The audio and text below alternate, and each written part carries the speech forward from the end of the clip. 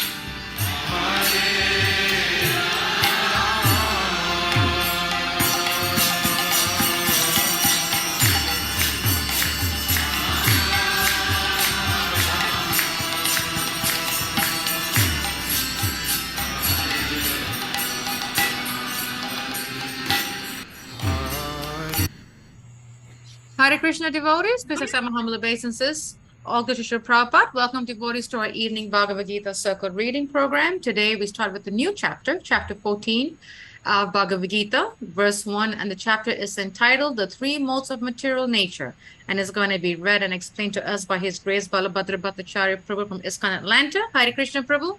Hare Please Krishna, accept my humble obeisances. All good to Srila Prabhupada. Accept my obeisance, glory to Prabhupada. Jai. And it's all yours, Prabhu.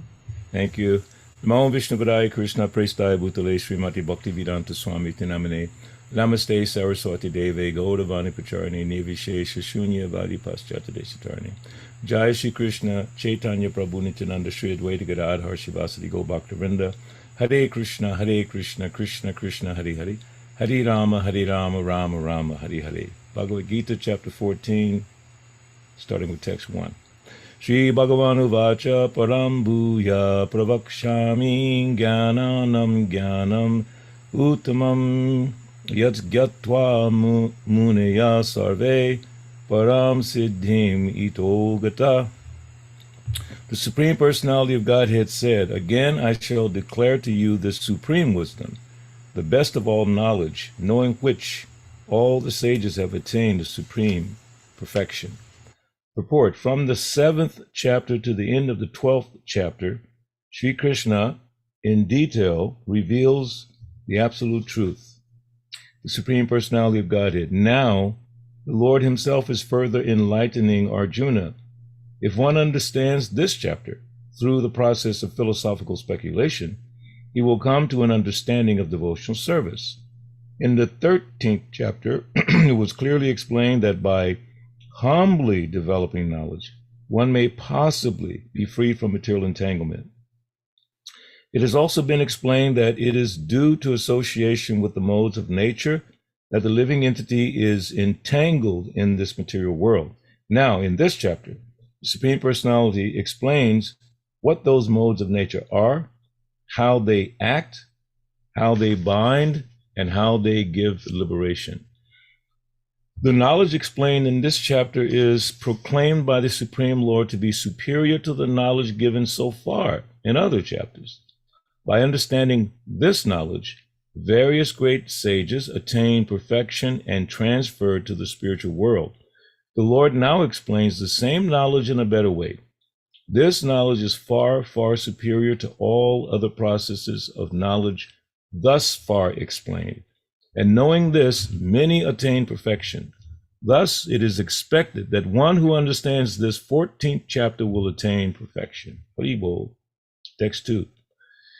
Idam jnanam upasritya mama sadharmyam agata sargepi nopajayante pralayena vyatanti cha. By becoming fixed in this knowledge, one can attain to the transcendental nature like my own. thus established. One is not born at the time of creation or disturbed at the time of dissolution. Purport. After acquiring perfect transcendental knowledge, one acquires qualitative equality with the Supreme Personality of Godhead, becoming free from the repetition of birth and death. One does not, however, lose his identity as an individual soul. It is understood from Vedic literature that the liberated souls who have reached the transcendental planets of the spiritual sky always look to the lotus feet of the Supreme Lord, being engaged in his transcendental loving service. So, even after liberation, the devotees do not lose their individual identities. Generally, in the material world, whatever knowledge we get is contaminated by the three modes of material nature. Knowledge which is not contaminated by the three modes of nature is called transcendental knowledge.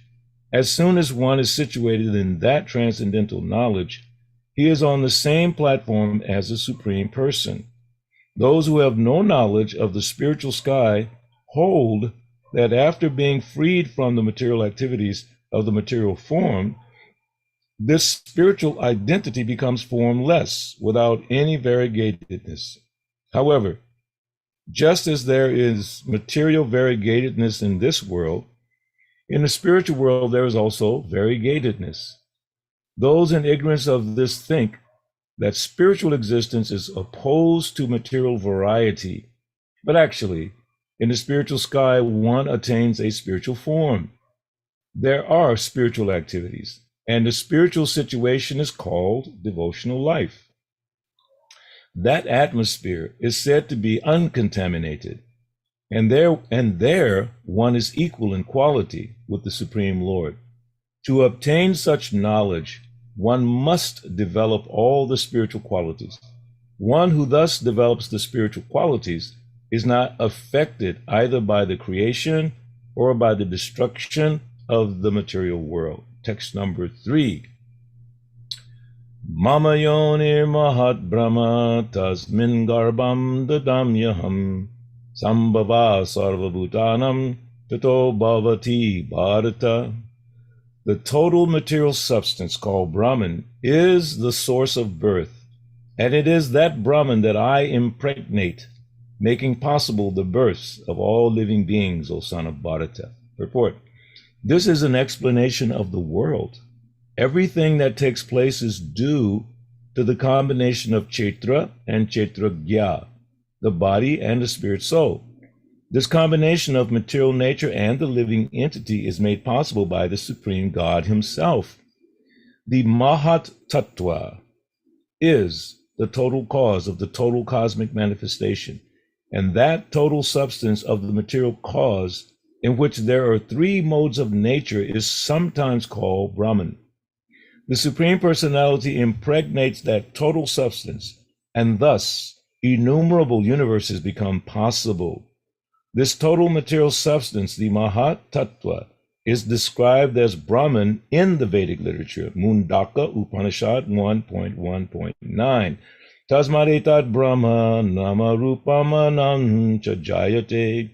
The Supreme Person impregnates that Brahman with the seeds of the living entities. The 24 elements, beginning from earth, water, fire, and air, are all material energy, and they constitute what is called Mahad Brahma, or the Great Brahman, the material nature. As explained in the 7th chapter, beyond this there is another superior nature, the living entity. Into material nature, the superior nature is mixed with the will of the Supreme Personality of Godhead. And thereafter, all living entities are born of this material nature. The scorpion lays his eggs in piles of rice, and sometimes it is said that the scorpion is born out of rice. But the rice is not the cause of the scorpion. Actually, the eggs were laid by the mother. Similarly, material nature is not the cause of the birth of the living entities. The seed is given by the Supreme Personality of Godhead, and they only seem to come out as products of material nature. Thus, every living entity, according to his past activities, has a different body created by this material nature. so that the entity can enjoy or suffer according to his past deeds. The Lord is the cause of all the manifestations of living entities in this material world. Text number 4. Sarva yonishu konteya murteya sambhavantiya ta sambrahma mahadyonir aham bija prada pita. It should be understood that all species of life, O son of Kunti, are made possible by birth in this material nature, and that I am the seed-giving Father. Purport. In this verse, it is clearly explained that the Supreme Personality of Godhead, Krishna, is the original father of all living entities. The living entities are combinations of the material nature and the spiritual nature. Such living entities are seen not only on this planet, but on every planet, even on the highest where Brahma is situated. Everywhere there are living entities. Within the earth, there are living entities. Even within water and within fire, all these appearances are due to the mother material nature and Krishna's seed-giving process. The purport is that the material world is impregnated with living entities who come out in various forms at the time of creation according to their past deeds. Text number 5. Sattvam rajastama iti guna prakriti sambhava nibananti mahabaho dehe dehinam avyayam. Material nature consists of 3 modes: goodness, passion, and ignorance. When the eternal living entity comes in contact with nature, O mighty armed Arjuna, he becomes conditioned by these modes. Purport. The living entity, because he is transcendental, has nothing to do with this material nature. Still, because he has become conditioned by the material world, he is acting under the spell of the 3 modes of material nature. Because living entities have different kinds of bodies in terms of the different aspects of nature, they are induced to act according to that nature. This is the cause of the varieties of happiness and distress. Text number 6.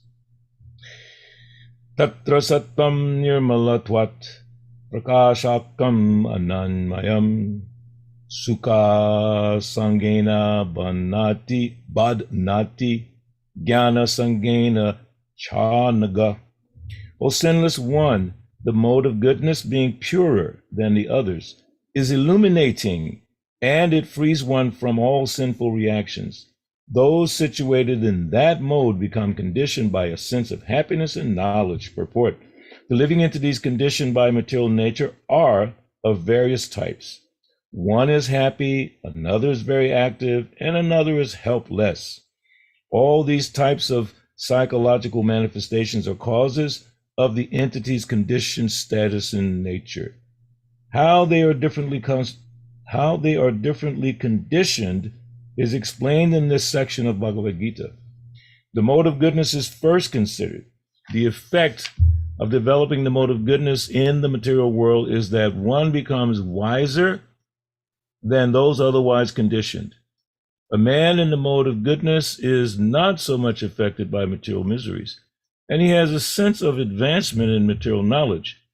The representative type is the Brahmana, who is supposed to be situated in the mode of goodness. This sense of happiness is due to understanding that in the mode of goodness, one is more or less free from sinful reactions. Actually, in the Vedic literature, it is said that the mode of goodness means greater knowledge and a greater sense of happiness. The difficulty here is that when a living entity is situated in the mode of goodness, he becomes conditioned to feel that he is advanced in knowledge and is better than others. In this way, he becomes conditioned. The best examples are the scientist and the philosopher. Each is very proud of his knowledge, and because they generally improve their living conditions, they feel a sort of material happiness. This sense of advanced happiness in conditioned life makes them bound by the mode of goodness of material nature. As such, they are attracted toward working in the mode of goodness, and as long as they have an attraction for working in that way, they have to take some type of body in the modes of nature. Thus, there is no likelihood of liberation or of being transferred to the spiritual world. Repeatedly, one may become a philosopher, a scientist, or a poet, and repeatedly become entangled in the same disadvantages of birth and death. But due to the illusion of the material energy, one thinks that that sort of life is pleasant. Text number 7. Rajo ragatmakam vidhi trishna sangha samudbhavam tanibha nati konteya karma sangena dehinam. The mode of passion is born of unlimited desires and longings, O son of Kunti, and because of this the embodied living entity is bound to material fruitive actions. Purport. The mode of passion is characterized by the attraction between man and woman. Woman has attraction for man, and man has attraction for woman. This is called the mode of passion, and when the mode of passion is increased, one develops a hankering for material enjoyment. He wants to enjoy sense gratification. For sense gratification, a man in the mode of passion wants some honor in society or in the nation, and he wants to have a happy family with nice children, wife, and house. These are the products of the mode of passion. As long as one is hankering after these things, he has to work very hard. Therefore, it is clearly stated here that he becomes associated with the fruits of his activities and thus becomes bound by such activities. In order to please his wife, children, and society, and to keep up his prestige, one has to work. Therefore, the whole material world is more or less in the mode of passion. Modern civilization is considered to be advanced in the standard of the mode of passion. Formerly, the advanced condition was considered to be in the mode of goodness. If there is no liberation for those in the mode of goodness, what to speak of those who are entangled in the mode of passion? Text number 8.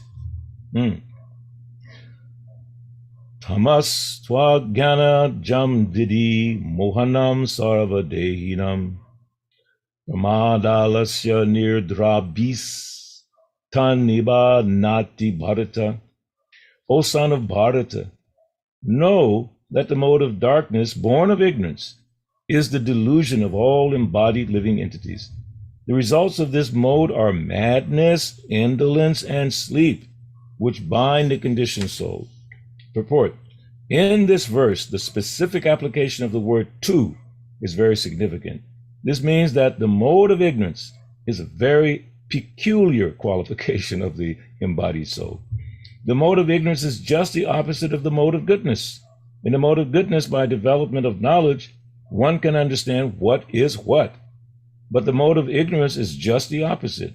Everyone under the spell of the mode of ignorance becomes mad, and a madman cannot understand what is what. Instead of making advancement, one becomes degraded. The definition of the mode of ignorance is stated in the Vedic literature. Vastu yatatnya jnana varakam viparyaya jnana janakam tamaha. Under the spell of ignorance, one cannot understand a thing as it is. For example, everyone can see that his grandfather has died, and therefore he will also die. Man is mortal. The children that he conceives will also die. So death is sure. Still, people are madly accumulating money and working very hard all day and night, not caring for the eternal spirit. This is madness. In their madness, they are very reluctant to make advancement in spiritual understanding. Such people are very lazy. When they are invited to associate for spiritual understanding, they are not much interested. They are not even active, like the man who is controlled by the mode of passion. Thus, another symptom of one embedded in the mode of ignorance is that he sleeps more than is required. 6 hours of sleep is sufficient, but a man in the mode of ignorance sleeps at least 10 or 12 hours a day. Such a man appears to be always dejected and is addicted to intoxicants, and sleeping. These are the symptoms of a person conditioned by the mode of ignorance. So we will stop there. See if we have any questions, comments. Thank you so much, Prabhu, for reading these verses. Covered 8 verses. Pretty Wow. amazing topic. 3 modes of material nature. Yes, would like to ask devotees if any questions, any comments or clarification, please do unmute yourself and ask your question. You can raise your hand if you want, or you can post a question in the chat box and I will read it out for you. Prabhu, I have a question. In the first or second verse, Sri Prabhupada was saying, to what I understand, is what the one who is above the 3 modes of the material nature, they are the transcendental level. And then Sri Prabhupada said that, Vrinda, can you go back to the first verse? I don't want to misquote Sri Prabhupada, but my understanding was I thought he said something like that. If one is at the level of transcendence, they're almost at the level of the Lord, something like that. Yeah. Is that so? My question, Prabhu, is for our, conditioned mind being such a rascal, sometimes the mind can trip and say, okay, now I'm at the transcendental level, so I'm like Krishna. And how can we avoid the mind from tripping and saying, I'm perfect, I'm this, I'm Pakka, I've made it? Because, how can we avoid that, Prabhu? Well, in that, I can't find the exact place where it is. It must be the second verse. Can you go to the second verse? I thought. Yeah. I know what you're talking about because I was thinking of it as I was reading. Yes. Right here. It's somewhere here. Yeah. Which line is it? Also, I see it. As soon as one is situated in that transcendental knowledge, he is on the same platform as Supreme. One understanding would be that transcendental knowledge, let me use the word singular for a second, that there's no variation, it's just knowledge. And I use this phrase all the time, just in talking to people, just to put things in the context that they can understand. I say knowledge is knowledge. And I say truth is truth. Just to get people to sort of stop from their own conceptions of life, religious or secular or philosophical. I just say truth is truth. It's like the sun. Prabhupada always use that example. The sun, whether you're in Japan and you say it in Japanese, or Mexico, you say it in Spanish or whatever, it's the same thing. And that's the truth, the one truth. The moon is another truth. Day is a truth. Night is a truth. All these things are truths. So transcendental knowledge, whether it's coming from the Lord or something that we're understanding, it's the same truth. Okay, it's the same truth. It's like if you go to a university and you learn from a very renowned professor the same knowledge that he has. You're not the professor. You're the student who learned the knowledge. And the professor will say, this is my best student. They understand what I have taught. So that transcendental knowledge is like when you go up in the airplane, we talked about it, you go through all the turbulence and you come to the space above the turbulence. Everyone looking out the window are seeing the same thing, the same sky, everyone's seeing different ways. So the knowledge of the Supreme, which he's giving us in Bhagavad Gita, directly giving us that knowledge. He's saying, take it, here's my knowledge, transcendental knowledge. Now, there are aspects of his understanding which we cannot access. Krishna has the highest level of knowledge. He's the author. Vedaischa Savarhameva Veja Vedantakrit Vedavid Eva Chaham. He's the author of all the Vedic knowledge. It all comes from him. So when we come to that plane, as Prabhupada is saying here so beautifully, again, as soon as one is situated in that transcendental knowledge, he's on the same platform, but he's not the Supreme. He also points that out. Don't become a Mayavadi thinking, oh, I know Vedic philosophy, I'm as good as Krishna. Just like I was just reading the pastime of the Rasa dance. And Srila Prabhupada so carefully points out that in India, some of these Mayavadis, so-called swamis and gurus, they imitate the Rasa dance. They dance with young girls. They entice them to come and dance as if they're Krishna. Then he gave the example of Srila Bhaktivinoda Thakur one time because he was a magistrate. And one man was acting like Krishna with the young girls. And Bhaktivinoda Thakur, he punished him as the magistrate. That's not the same pastime as the man who was kind of, it's a different pastime. But this is one when someone specifically was trying to imitate Krishna. So that's the danger. When we get this knowledge to start thinking ourselves to be something above others. And Prabhupada points that out here as well. And we just went through that in the 13th chapter, verses 8 through 12. The first principle of knowledge is Amanitum, humility.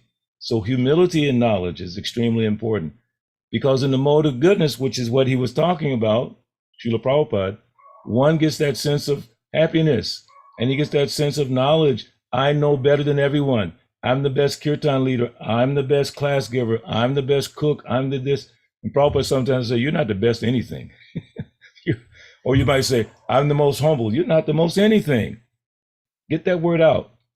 You're just Gopir Bhata Padakama Yor Dasa Dasana. You're just trying to be a servant of the servant of the servant, 1,000,000 times removed. So that mode of goodness is very, very tricky. We have to be careful. Quick example, when I was a young bhakta, there was these two devotees. They were also bhaktas. And they were saying in their humbleness, in their neophyteness, one said, I think I was born in the mode of goodness. And the other one said, I think I was too. And I thought, you guys are completely nuts. You just came from smoking dope and playing rock and whatever you were doing. And now you think you were in the mode of goodness. So if we can understand the mode of goodness and use its attributes to help us make advancement, like don't be in the mode of ignorance, don't sleep too much. Like Prabhupada says, sleeping 10, 12 hours a day, come on, unless you're sick, no. And interestingly enough, I read this article maybe beginning of the year or last year. Through scientific research, they have established that sleeping 6 hours is the optimal.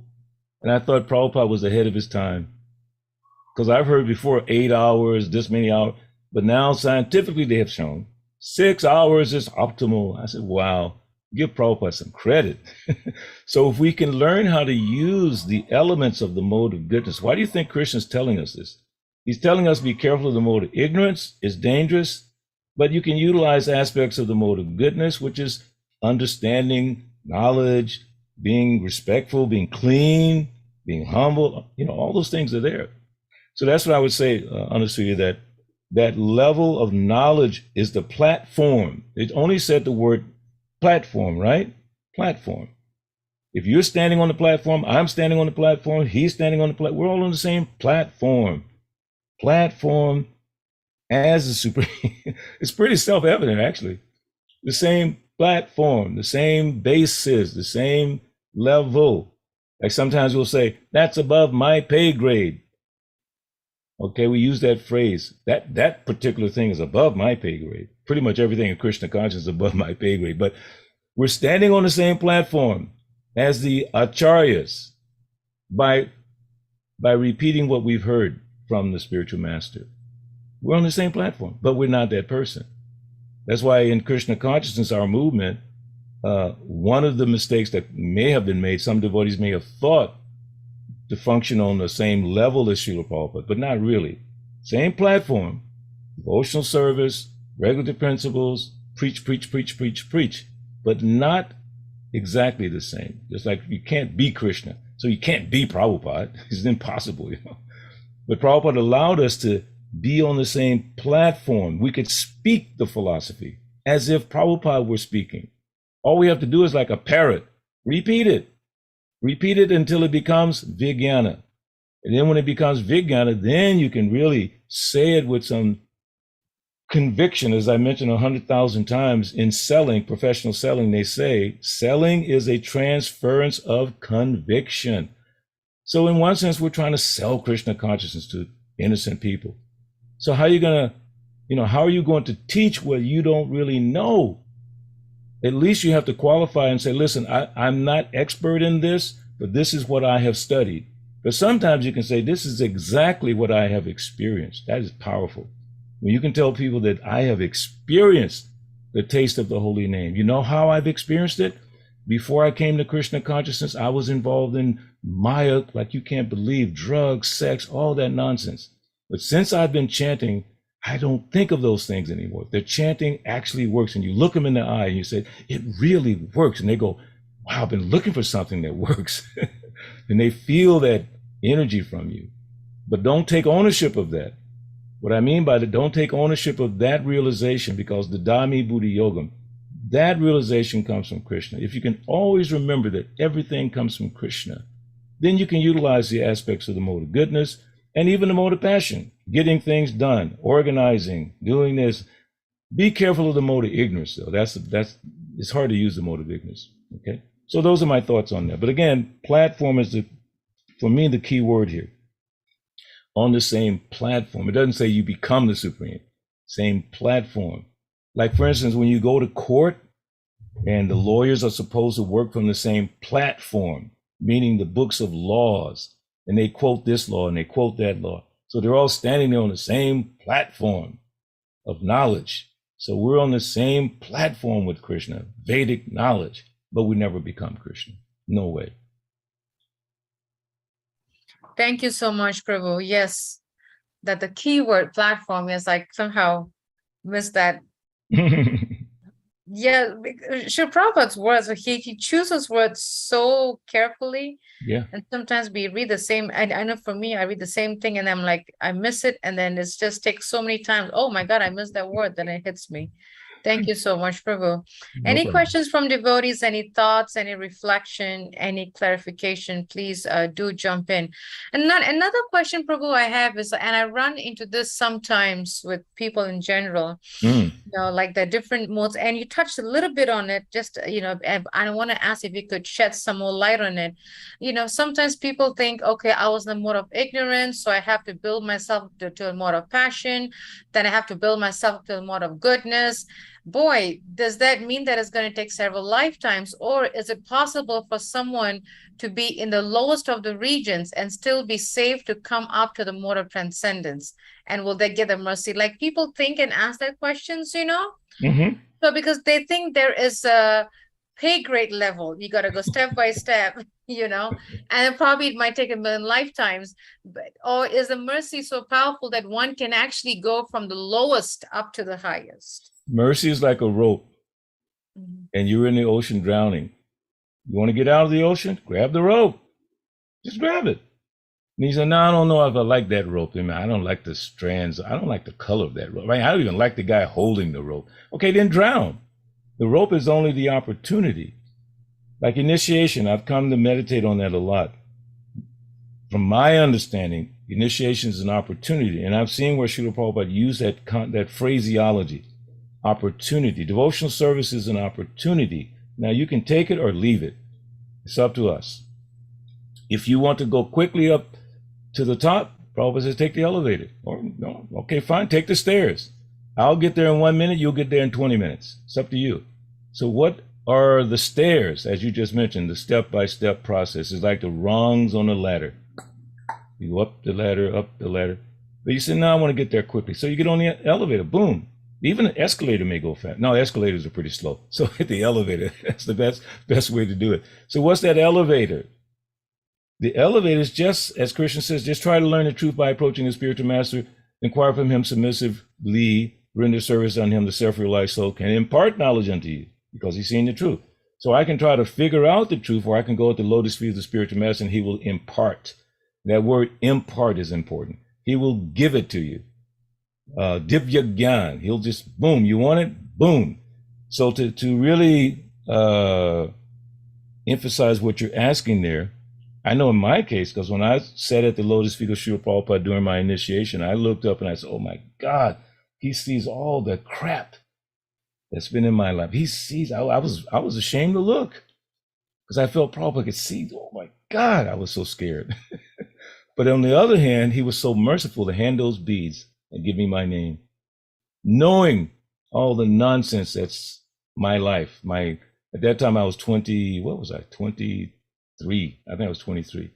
So I knew he could feel it or see it just by seeing me. But in spite of that, he said, here's your opportunity, boy. You want it? Here. I remember one time a devotee, His Holiness Jayapataka Maharaj, was interviewing some devotees for initiation. And 2 or 3 of them, and as temple president, he always wanted me to be there with him. So this one devotee, I knew that boy, brahmachari, but he was struggling. And Jayapataka Maharaj knew also he was struggling. So Jayapataka Maharaj says, listen, do you want initiation? I'll give it to you. I'll give you the opportunity. And that boy said, no, Guru Maharaj, I don't think I want to do it now. And I was like, are you nuts? You may be falling. Fine. Be Jagat Madai, okay? Take Nityananda's mercy. Take Lord Chaitanya's mercy. But he was like so out of sync, he couldn't understand that this advanced Srila Prabhupada disciple is saying, I will help you. I heard Prabhupada explain today, Brahmins are supposed to not be self-satisfied being Brahmins. They're supposed to make more Brahmins. So if a Brahmin finds someone willing to listen, he should take the time and train that person. So Jayapataka Maharaj in that mood was saying, I will help you here. No, Guru Maharaj, I don't think I want to do it now. This is just an opportunity. So initiation is an opportunity. 16 rounds is an opportunity. Following the regular principles is an opportunity. Opportunity to what? To make advancement in spiritual life. So as you said, you go through that process, but you can go a little quicker if you follow. All you have to do is follow the system. If you're going through a minefield where there's so many bombs and you have an expert person who's already been through that and knows exactly where they are, you just follow. Mahajano Yenikatasa Panta. Panta means like the footprints. Just follow. So for all of us, just figure out, what did Prabhupada do? Like someone said that the other day. It was Vishnu Gada. He finally got his microphone working. I told him, I said, go buy a microphone. So he was describing because about he's that. giving class tomorrow, so I'm hoping. No, he's got it, because I heard a little bit this morning in Philly. He has a nice sound. So he was talking about the bracelet that Christians sometimes wear. WWJD. What would Jesus do? So Christians would wear that and they think before they act, what would Jesus do? So then Vishnu Gada said, let's change that. WWPD. What would Prabhupada do? But you won't figure that out until you study his books, read his letters, listen to his lectures. I tell everyone I listen every day. It's so funny, in Atlanta, I send out the Prabhupada lecture every day to about 3 or 4 WhatsApp groups. So then I was thinking maybe that's just too many groups, because some of the same people in different groups. So I'm just going to send it to 2, the temple one and then another one that I'm part of. And I left out one. So this Mataji that I love so much, I've known her so many years. She wrote me yesterday, Balabhadra, what happened? You don't send the Prabhupada lecture anymore every day. What happened? So I called her up. I said, Jayashree, which one are you in? She said, I'm in the Harinam. I said, I thought I was sending too many. She said, no, my husband and I, we listen every day. We can't wait for the Prabhupada lecture. I was like, wow. So I immediately started it again, because it's so valuable. You hear from Prabhupada, and then you repeat what you hear from Prabhupada until you get clarity on it. Then you can feel it deeply in your heart. So making advancement is not that hard if you just practice and you follow. But when you start to speculate, that's the danger of the mode of goodness. They start to speculate because they think they have so much knowledge. They start to speculate. We're notorious for that. I am too. We think we know already. You don't know anything. You only know what Krishna allows you to know, because your mind, your intelligence, your ego, your body, that's what this chapter, okay, you're going to learn, that we're not the controllers. It's beyond our control. So we should always be humble. First principle of knowledge is humility. Whatever realization you get, it's a gift from Krishna. Dadami buddhi yogam, but you only get it, tesam satata yuktanam, bhajitam priti, doing your service with love. So let me summarize by saying, do everything you do in Krishna consciousness with love, and love really means attention and focus.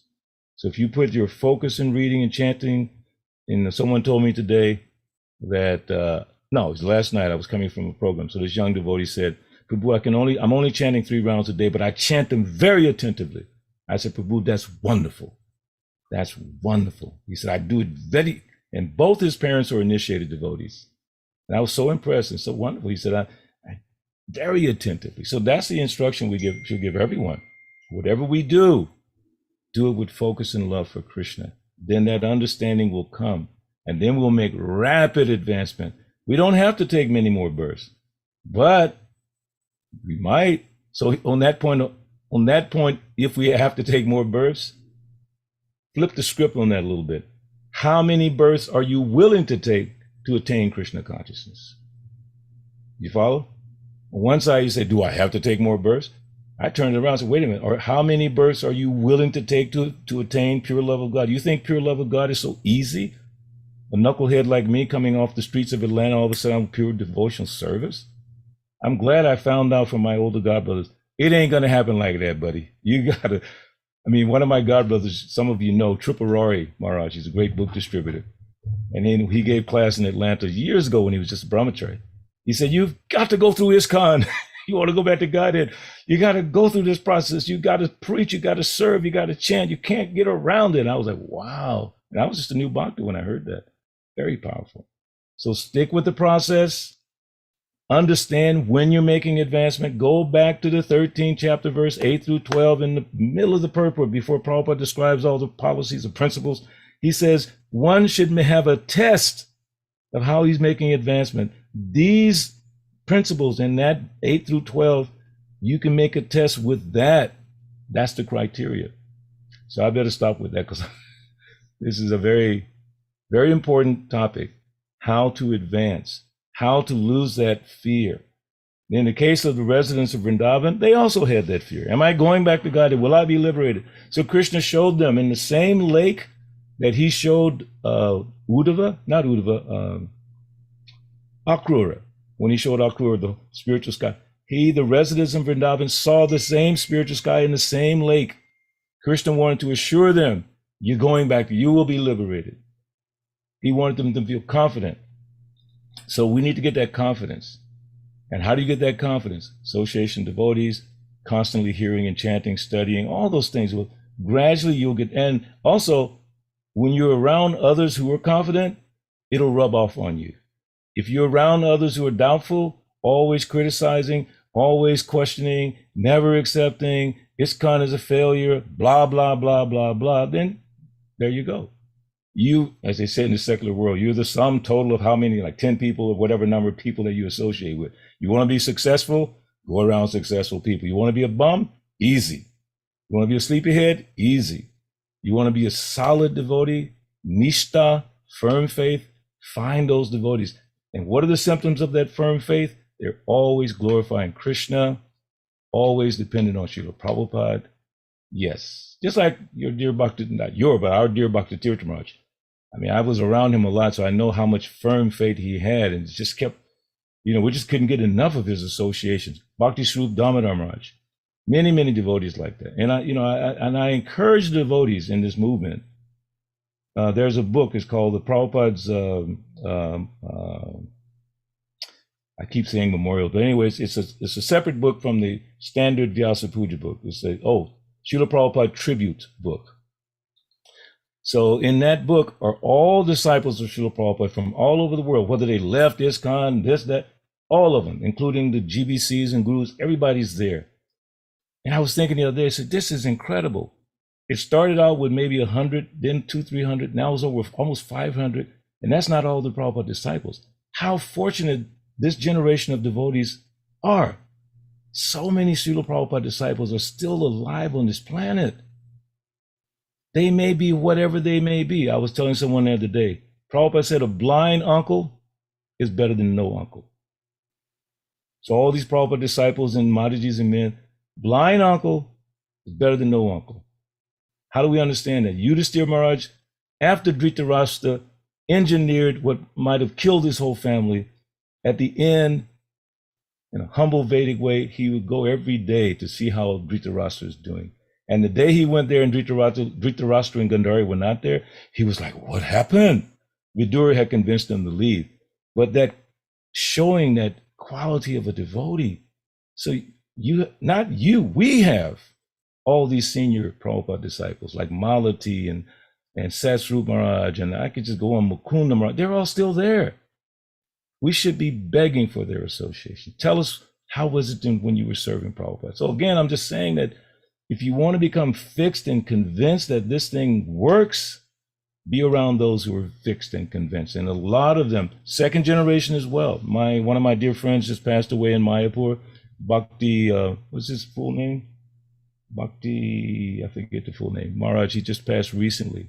He's the brother of a devotee who was in Atlanta, Bengali devotee from Mayapur. Bhakti Nityananda. Bhakti Nityananda, yeah. So his brother was, his first Bengali devotee to come to Atlanta was his brother. So I knew him quite well. He's not Prabhupada disciple, but he was fixed. Everyone commenting saying how fixed he was. How fixed. So again, that's my sermon for the day. Amen, Brother Haribo. Thank you so much, Prabhu, for such a wonderful class. What amazing food for thought. And we are so fortunate, and I always say this, and we are so fortunate to have proper disciples, even like yourself, that we can really have association, hear from you. And like Shurab was putting a post on our chat, where he said, I'm amazed to see Prabhuji remembers purport quotes for particular verses. I was like, amen, tell me about it. My man is like, forget it. And especially whenever we hear Chandramali Swami's class, Oh, he's so wonderful. my goodness, Lord have mercy. I really don't know how he remembers not only the canto, not only the chapter, but even the verse that relates to a particular topic. And I'm thinking, Chandramali Swami, you've got to be a walking encyclopedia. Like, seriously, Prabhu, you ask him anything and he just says, go to this canto, this chapter, this verse. I'm like, how do you remember? I mean, he lives with the scriptures. I mean, he's constantly in there. And that the Dami Buddhi, Krishna's giving him the understanding. He's not claiming the understanding. Krishna's supplying him because he's so sincere for so many years. Just imagine. Wow. It's just amazing. And whenever we look forward to his classes, because he can just quote like anything. So we are so fortunate, Prabhu, that we have so many Prabhupada disciples with us. And I was like, and as you're speaking about it, I said, thank God we have all of you, because I don't know. I said the same thing. I say the same thing. I thank God I have all my God brothers and gods. Like Malati Prabhu, I'll give you a quick example. She was in Atlanta for Panihati. And I said, Malati Mataji. She said, what Mataji? Prabhu. Yes. We all call each other Prabhu. I said, yes, Malati Prabhu. She gave me a big lesson like that. I was like, wow. She is one of the mothers where I switched to Prabhu. Woo. Yeah, I know. Oh, yeah, she has done that to me too, twice. She will correct you. But that's good. Yes. That's good, you know. So be thankful that you have all these devotees, you know. Oh, Prabhu, I'm so grateful personally. I'm so grateful. And I'm also very grateful that I can go to any of the proper disciples that I know for any questions, if, you know, any challenge or whatsoever. So I'm very grateful to that one. And yes, absolutely. Any questions from devotees? I know we passed the time. Just want to make sure that I don't miss anyone with any questions or comments or clarification. And just a quick announcement that tomorrow morning we will have class following up, continuing Srimad Bhagavatam with Vishnu Gada Prabhu. I'm so happy to hear that his laptop is working. Well, good for you. Because we missed him. Like yesterday, we really missed his association with you, Prabhu. Like really. And and we look forward to the class. Until then, thank you so much, Prabhu, for a wonderful class and lots of food for thought. Thank you to all the devotees for joining us. Vanchakrapti Vyascha, Patitanam Bhavanebhyo, Vaishnavebhyo Namo Namaha. Srila Prabhupada ki. Haribo, Haribo, Parikshit Prabhu. Hare Krishna. I hope you all have a wonderful Janmashtami Srila Prabhupada Vyasa Puja. You too, Prabhu. Thank you.